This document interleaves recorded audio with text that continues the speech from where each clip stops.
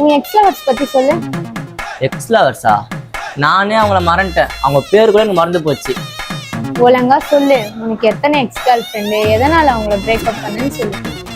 அது சொன்னா நீயும் என்ன பிரேக்கப் பண்ணிட்டு போயிடுவியே. சரி நான் போறேன், பாய்.